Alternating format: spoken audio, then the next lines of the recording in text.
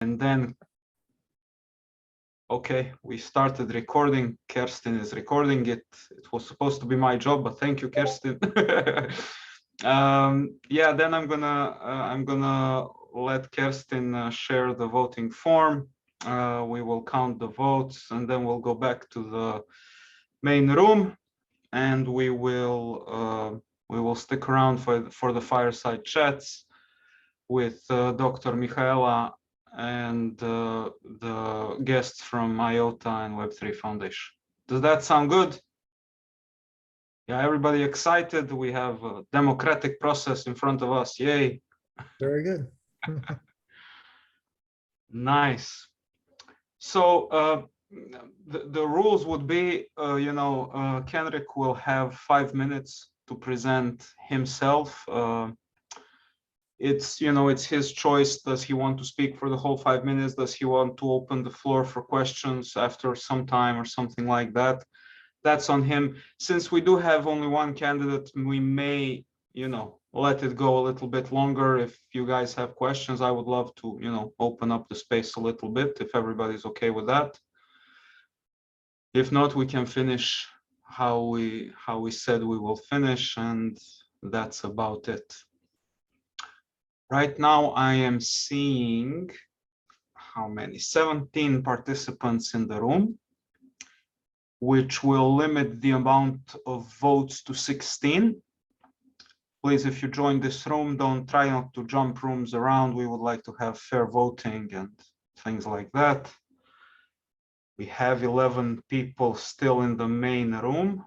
So I shouldn't vote for myself. Is that how you make the count? I mean, it's you can, you are one of the equals, so I'm guessing you can vote for yourself. All right. So do you have, Kenrick, something prepared? You have a I did, and I planned it as kind of a 5-minute presentation, thinking there would be questions after that, but I can also try to keep it a little shorter. But I'll go ahead and share my screen and bring this up and put it in presentation mode. Okay. Okay, can you see that well? I can, it's still loading, but yeah, sure. Okay, great. So go ahead. So I'm Kenrick Nelson, running for the community advisor role. In the background, just a little bit about myself. I live in New England, and this is Lake Winnipesaukee, where I'm working with the Squam Lake Conservation Society to conserve 45 acres of forest and wetlands. And I'm excited that Cardano has really made a big push in this environmentalist area, and hope to make some contributions to that myself.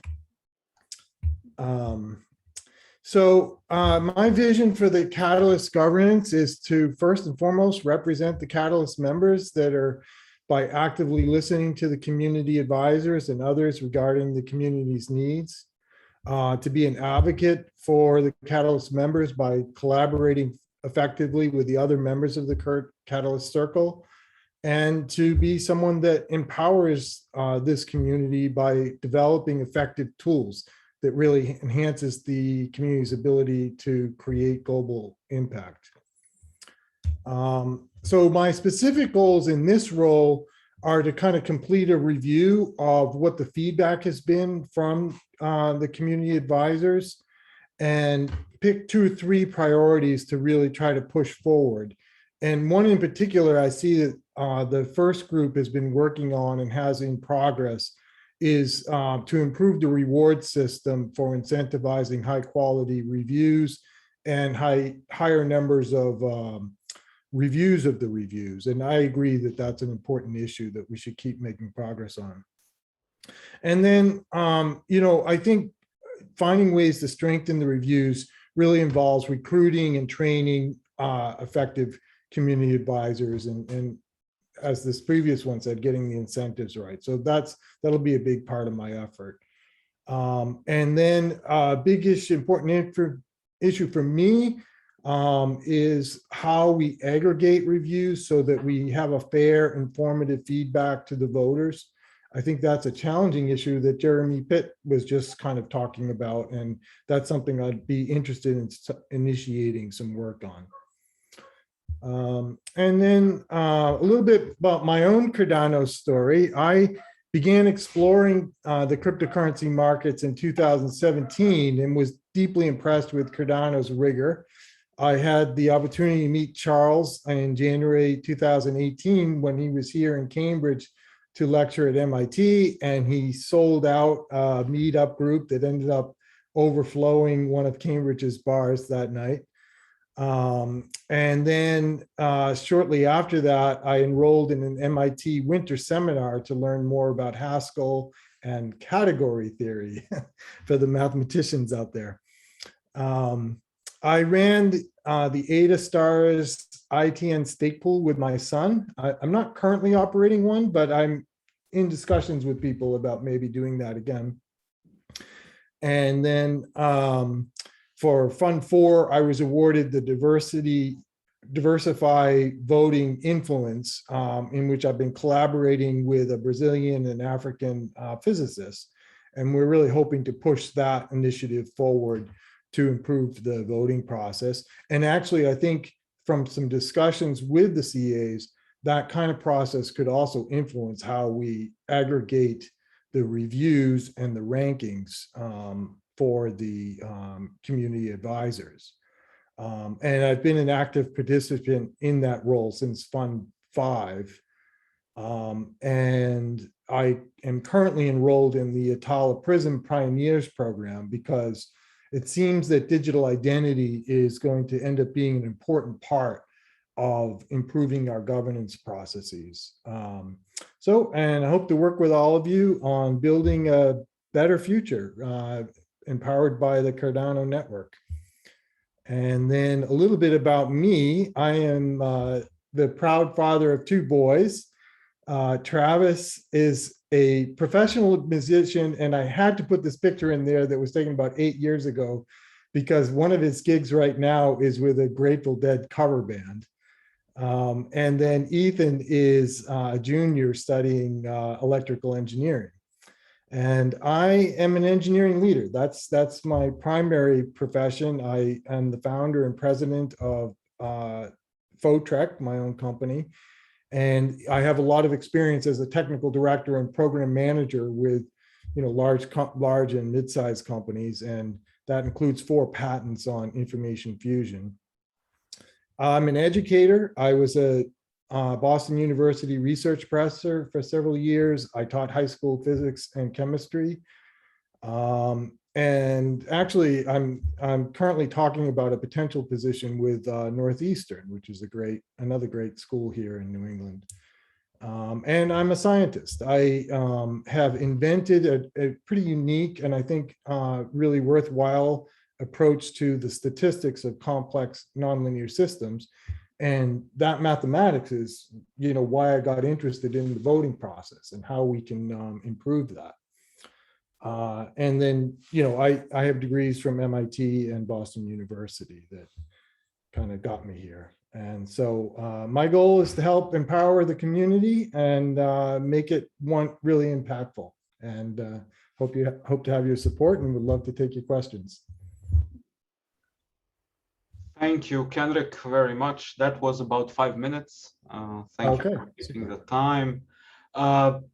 Do we have questions? Let's have another, let's say, five minutes for questions. Can you please raise hands and then okay. Steve, you're up first. Hi, Kendrick. I appreciate your presentation, and I really appreciate your work. I mean, I've seen you. We haven't really had a chance to talk one-on-one, but I know you're here and you've been doing the good work. I'm really curious how or what you think we can do to remain open and permissionless for community advisors to become community advisors, and yet raise that understanding level and what we as proposers see in the assessments. Yeah, because it's so, there's a wide spectrum there, and that really ought to be a small spectrum, in my opinion. right. So first of all, I would acknowledge that I think is the big challenge. And I don't necessarily have complete solutions to that myself because it is such a big challenge. But that's where I was saying that I really like to focus my attention. I think it does come from continuing, first of all, to improve our recruiting and training, so that as we get more people involved and we have a better process for training them, I think that will be the first step to improving the quality of the reviews. And then I think the second part of it is some kind of aggregation method that includes the kind of filtering that we're doing right now with the veteran CAs, but also maybe has some insights about how, if there's better ways to kind of communicate a ranking rather than just summing or taking an average, because that can be uninformative. In particular, we have a tendency when we rank things to kind of go to the extremes, and particularly someone that's novice at the effort maybe tends to do that. So we've seen in rounds a lot of 1s and 5s, that maybe don't reflect an honest evaluation of the proposal. So that would be something I'd like to take a closer look at. I have mixed feelings about this, like I do with a lot of the more complicated issues in community governance and all the stuff Catalyst is trying to do. But how do you feel about the dynamic between being open and permissionless and the community saying, if you're going to be a community advisor, you got to go through the advisor school, like you must. Yeah, well, and a lot of people feel like, no, we can't do that. That's gatekeeping. That's how authority structures go out of whack. And, and I get that. I do get that. But at the same time, like, it seems fair. At the same time, I understand that, and I feel the same way. It still seems fair that we set a bar, Yeah. And I don't know how to set the bar, but that there should be a bar to becoming a community advisor. Well, and maybe that would be my answer right now, is sort of acknowledgement that you're right about it, that there should be a bar, but I don't know how to set it myself yet either. But I think but I'm really committed to kind of communicating with the other circle members and the community advisors about that issue. And, to begin with, I think particularly until we have digital identities that can kind of keep accurate records of these kind of things, we're still going to have to be open and permissionless. And it's on us as a community to really motivate and improve the training process, so to encourage people to go through it, to improve the quality of it, and to make it somehow more effective, so it's not too burdensome for people who want to, put together higher quality reviews. And then also somehow, if we can get the incentives better aligned, that also I think will encourage that. Okay, Phil, you're up. Hello, nice to be here. I'm just wondering how your work on voter, your voter proposal and your interaction with this as the CA representative. Yeah, thank you, Phil. Nice to meet you also. So those of you who've seen my presentations on the diversify voting influence, there's really kind of two parts to that. One is really a commitment to allowing a diverse community to not just participate in the voting process, but actually have influence on the process. At the same time that you balance the security needs of an open, permissionless system that can be exploited if you don't get it right.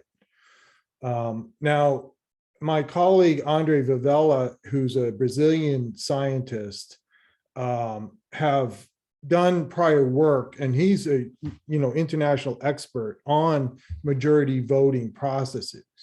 So we've applied kind of our mathematical expertise to designing what we think will be some better systems. And the first step was just to help the community be aware of the issue and what some potential solutions are. There's still a lot of work ahead, and we're actively communicating with IOG, other members of the community, and writing new proposals to get more support for that effort. Does that answer your question, Phil, or do you want to refine it?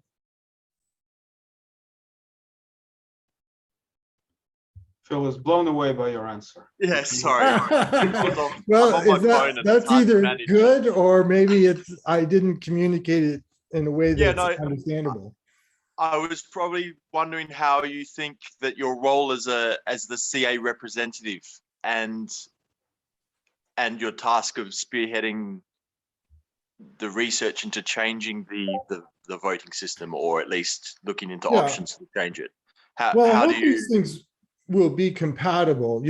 My interest in being on the circle is to really just be more involved with the community. I think it's just a tremendous community. I have, the past 6 months of working with you all and working with Cardano has just been fantastic. So if there's other ways that I can contribute, then I want to do that. And I think the circle is one way. I think continue to push forward this initiative on better voting processes is another way. And as I say, there's so much out there, you can't keep up with it. Like, for instance, the NFT space is completely fascinating, but I don't have an ounce of time to kind of look into that, but I'm eager to sort of and enjoying what other people are doing in that space. So there's a lot to do, and you have to make choices on where you can contribute. Yeah, for sure. Thank you very much for your answer. Thanks, Phil. Yeah, I see Stephen has a question, but please, Stephen, can we make it quick and have a quick answer, and then we need to go off to voting, okay? All right, sure. Yeah, so my question just was about how you see gathering the CAs to so that you can interact with them and bring that back, whatever interactions results from those go back to the circle. But you know what? If we're short on time, that's probably a longer answer. So it was just an interesting point. And a quick answer to me is I'm going to lean heavily on the Catalyst Swarm team, because they're doing a fantastic job of bringing people together. So I will be setting up rooms there, to communicate with the CAs. Okay, thank you. Kirsten, I'm giving it off to you. Kirsten will explain the voting and the timing, and thank you all. Hi all. Yeah. So I will be pasting a link to a Google form into the chat now. And we are right now 18 people, and we have consistently been 18 people. So nothing really changed.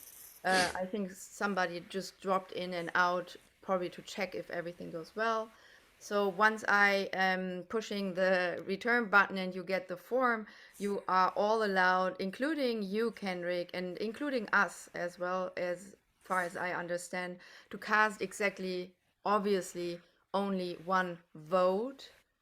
And it would be nice if we could stay in here, because we will be communicating in the background with the voting coordinator on Discord to make sure that our democratic process of voting works well. And once we get like the okay, we got the votes and we can reassure them. Obviously you're allowed to leave. I'm not like, I can't really force anybody to be here. I'm just saying like, this is how we are planning it. So here's the link. So officially voting for you all and me as well and us is starting now. And we'll see how it goes.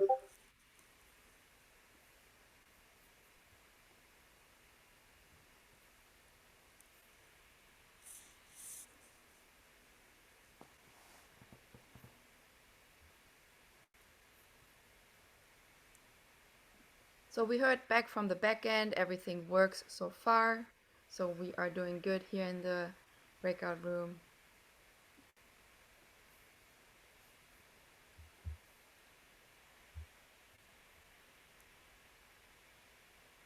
Sorry, I missed how to vote. Is it in the chat?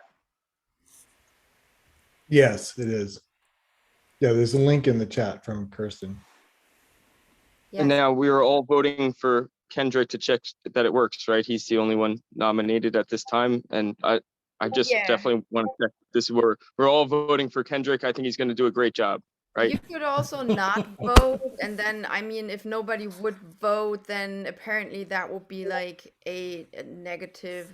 Yeah, I'm actually surprised because there were Okay. 6 candidates originally, but it's too bad the others didn't show up. But I'm absolutely thrilled to be representing you all. Well, I was curious how, like, I mean, I did kind of sign up, but I don't really feel that I'm as qualified as you, so I don't want to vote for myself or nominate myself. But I'd rather work with you in the future. But I was Absolutely. just making sure this is what we're testing here.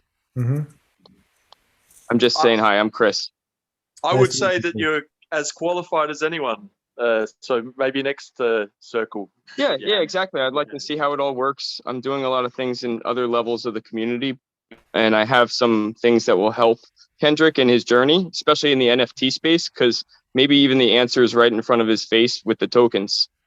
Yeah, He just doesn't know how to make them work yet. right. So it's a lot of complex systems. But Mhm. just saying hi. Yeah, great. I Thanks. voted Chris. for you, Kendrick. Okay, super.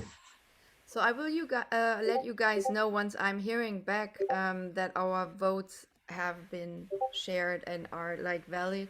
So if you wanted to ask some questions, either to Kenrick or just like punch in or chime in with a topic, I think we could probably do that. Because I know there were some questions that we didn't get to talk about, so it's just an encouragement. You don't have to do anything.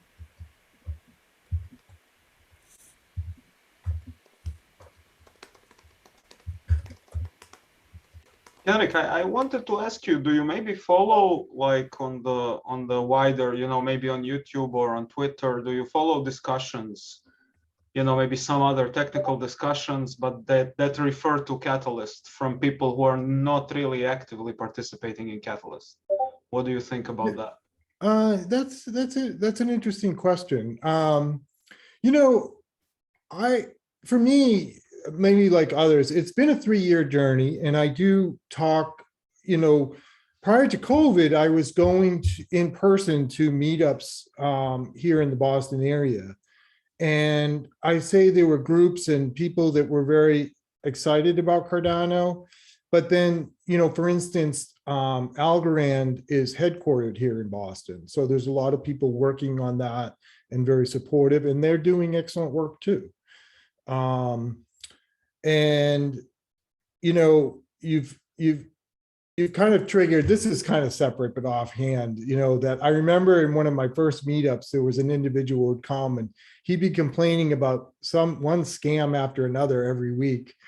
And then finally I said back to him, I think I understand your definition of a scam now. It's the coin you lost money on this past week. And I really like, and maybe getting it back, is that I really appreciate the way Charles has tried to really cut through that. And he says on every one of his YouTubes, I don't care about the price. What I care about is building value. And that, of course, long term will drive the price and the returns that people make in this. But it's any technology is very volatile in its early stages.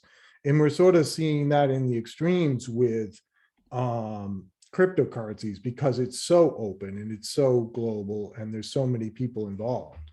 But, I like the idea of kind of keeping the focus on where can we contribute value, like on the climate change issues, or on providing real financial support for artists through the NFT space, that has not been easy, in the past. So our votes are all cast. The voting form is closed. Thank you all for participating. We have exactly 18 votes. So we we have been doing very good here. And so thanks to us, I guess, and thanks to Kenrick and obviously Philip, but basically all of us. We're supposed to go back to the main room. Obviously, it's always nice to be in a breakout room and talk to each other and not stop ever, pretty much. But the program will continue in the main room, so we would be whoever wants to, and probably gonna close the breakout room too at some point. Okay, great. Nice to meet you all. I look forward to working with you. Thank you, everybody. Yeah, let's go back to the main room and we'll continue talking there.